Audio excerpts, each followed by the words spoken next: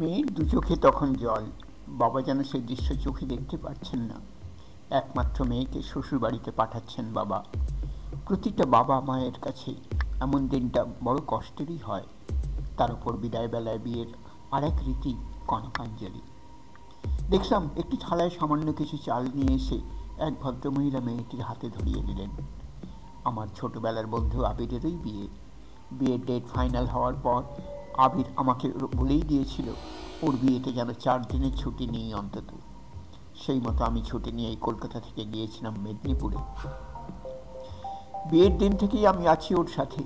পরের দিন বরকনে নিয়ে ফেরার পালা। তখন মনে মনে ভাবছিলাম, এই এক বিচ্ছিরি নিয়ম কনকাঞ্জলি, যা মনকে সত্যিই ভারাক্রান্ত করে। বাবা মায়ের সব ঋণ শোধ করে দিয়ে মেয়েকে চলে যেতে হবে তার নতুন সংসারে। পাশ থেকে কে একজন যেন বলে উঠলেন, কোথায় গেল সব, আর কনকাঞ্জলিটা নেবে কে? আসলে মেয়েটির মা নেই। বছর 7 আগে মা মারা গেছেন।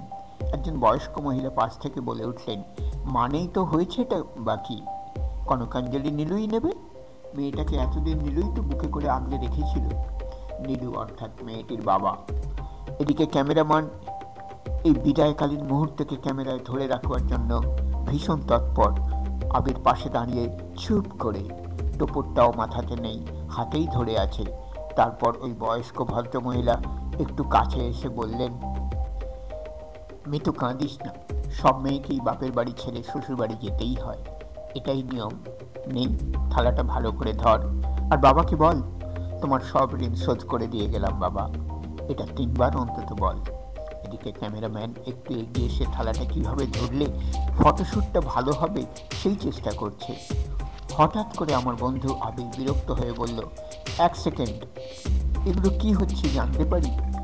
বয়স্কা মহিলা বলে উঠলেন, কনকাঞ্জলি। এটা করা যাবে না। একটু বিরক্ত হয়েই আবির কথাটা বলল। আবিরের কথা শুনে আমি একটু থমকে যাই। গতকাল রাতে বিয়ের মণ্ডপে বসেই আরেকটা ঝামেলা পাকিয়েছিল আবির। পুরোহিত যখন বলেছিল এবার কন্যা সম্প্রদান হবে, তখন আবিরই বাধা দিয়ে বলেছিল, সম্প্রদান মানে? জিনিসপত্রকে দান করা যায় শুনেছি, তা বলে একটা আস্ত মানুষকে দান গ্রহণ করব না। এটা মেনে নেওয়া মানে তো একজনকে অসম্মানিত করা। যাকে বিয়ে করছি তাকে সম্মান দিয়ে বিয়ে করতে চাই, কোনো মতেই সম্প্রদান করা যাবে না। এবার ভাবুন কি করবে। পুরোহিত মশাই মেয়েটির বাবা অর্থাৎ আবিরের শ্বশুরমশাইকে ডেকে বললেন, দেখুন কি করবেন, যেটা নিয়ম সেটা তো করতেই হবে। আবিরকে অনেক বুঝিয়েও কিছু কাজ হয়নি। আবির নিজের জেদে অনড়।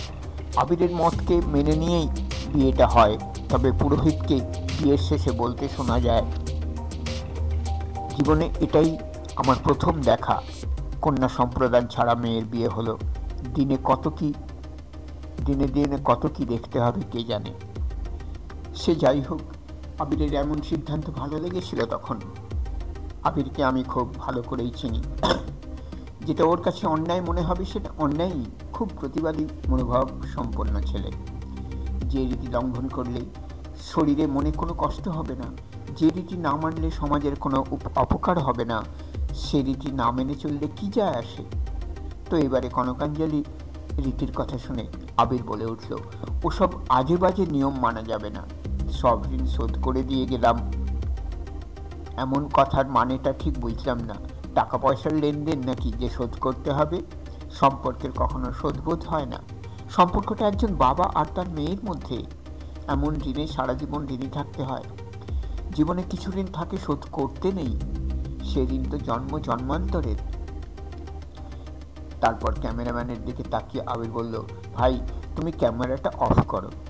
এটা এমন কোনো সুখকর মুহূর্ত নয় যে এটাকে ছবি আর ভিডিও করে ধরে রাখতে হবে। এমন কথা শুনে তো সবাই তখন চুপ। আবিরের শ্বশুরমশাই খুব শান্ত স্বরে আবিরকে বুঝিয়ে বলেন, বিয়ের এই রীতিগুলো মানতে হয় বাবা। না বাবা, এই রীতি মানা যায় না। বাবা মায়ের ঋণ শোধ এভাবে হয় না। আপনি এতদিন ধরে আপনার মেয়েকে শিক্ষায় দীক্ষায় বড় করে আপনার দায়িত্ব পালন করেছেন, আর 2 মুঠো চাল দিয়ে দিলেই ঋণ শোধ হয় কি করে? বাবা মায়ের ঋণ শোধ এমন কথা মুখে আনাটাই পাপ। আমি আমার মাকে 2 মুঠো চাল দিয়ে যদি বলি, মা তোমার ঋণ শোধ করে দিলাম, তাহলে হবে? যে রীতি পালন করতে গিয়ে আপনার চোখ থেকে জল পড়ছে, অমন রীতি না মানাই ভালো। পাশ থেকে ওই ভদ্রমহিলা বলে উঠলেন, তাহলে কি কনকাঞ্জলি হবে না? দিনে দিনে কি নিয়ম রীতি উঠে যাবে? আবির প্রত্যুত্তরে বলল, কেন কনকাঞ্জলি হবে না? অবশ্যই হবে। ঋণ শোধ করাটা যদি কনকাঞ্জলি রীতি হয়, তাহলে সেটা হবে অন্যভাবে। নিজের স্ত্রীর হাত থেকে থালাটা সরিয়ে দিয়ে আবির বলল, এসব কিছু লাগবে না। তারপর শ্বশুরমশাইয়ের দিকে তাকিয়ে বলল, বাবা, আপনি আমাদের দুজনের মাঝখানে এসে দাঁড়ান। এতদিন আপনার এক হাতে একজন ছিল, আজ দু হাতে দুজন। আজ সকলের সামনে কথা দিয়ে গেলাম, বাবাকে দেখার দায়িত্ব আজ থেকে দুজনের। বাবা মায়ের ঋণ শোধ তো করা যায় না, তাই বাবা মাকে ভালো রেখে সারা জীবন যেন এভাবেই ঋণে থাকতে পারি। আবিরের এমন কথায় বিদায়ের বিষাদ ঘন পরিবেশটাই যেন বসে গেল। এমন আনন্দকর মুহূর্তে মনটা ভরিয়ে দিল সকলে। ততক্ষণে ক্যামেরাম্যান ক্যামেরা অন করে বিয়ের এমন সেরা মুহূর্তটাকে তুলে ধরতে ব্যস্ত। এত সুন্দর একটা কনকাঞ্জলি পেয়ে বাবাও ভীষণ খুশি। আমিও সেই প্রথম দেখলাম বিদায় বেলায় কোনো মেয়ে তার স্বামীর হাত ধরে শ্বশুরবাড়ি যাচ্ছে হাসি মুখে।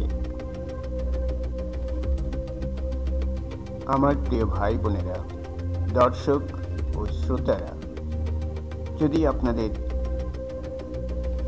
এই ভিডিওটি অনুগ্রাহী হয়, তাহলে অনুরোধ করি আপনারা এই ইউটিউব চ্যানেলটিকে সাবস্ক্রাইব করবেন, লাইক, শেয়ার, কমেন্টে ভরিয়ে দেবেন এবং বিশেষ করে কমেন্ট করুন আপনাদের যদি কিছু বিশেষ প্রয়োজন থাকে, সেটিকে আমি আবৃত্তি করে দেব।